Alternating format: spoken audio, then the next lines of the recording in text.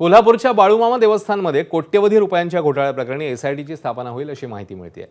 कोल्हापूर पोलिसांच्या आर्थिक गुन्हे शाखेकडून बाळूमामा देवस्थान घोटाळ्याचा तपास सुरू आहे।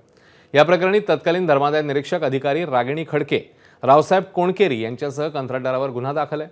मात्र गुन्हा दाखल होऊन 15 दिवस उलटले तरी संबंधित अधिकारी आणि दोषींना अटक न केल्याचा आरोप तक्रारदारांनी केला। शिवाय हा घोटाळा केवळ 61 कोटींचा नसून 200 ते 300 कोटींचा असा दावा तक्रारदारांनी केला आहे। भीष्म सूर्यवंशी पाटील असं त्या एजंटचं नाव आहे।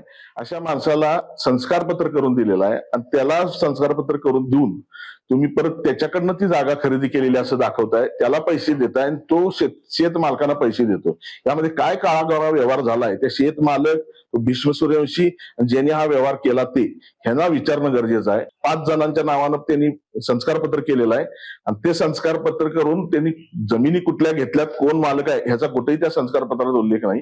हे सगळे जर व्यवहार बघितले तर ह्या सगळ्यांच्यावरती गुन्हे नोंद करून तपास होणं अत्यंत आवश्यक आहे। त्यावेळी आमचा असा आरोप आहे की त्या कोर्टला आणायसाठीच त्यावेळी काहीतरी व्यवहार झाला असं आम्हाला समजलं। कारण त्यांनी ऑर्डर अशी दिली की 2 जे ट्रस्टी आहेत त्यांच्यावर आरोप केले आणि बाकीच्या ट्रस्टींना परत आहे तसं रुजू त्यांनी केलं। त्यामुळे आम्ही असं म्हणतोय की हे ट्रस्टी जे आहेत हे सगळे तिथं भ्रष्टाचार करणारेच आहेत। ते 2 सुद्धा असतील किंवा हे सुद्धा आहे, हे भ्रष्टाचार आणि या भ्रष्टाचाराच्या विरोधात आम्ही ही केस आता सुद्धा हायकोर्टात आमची केस चालू आहे।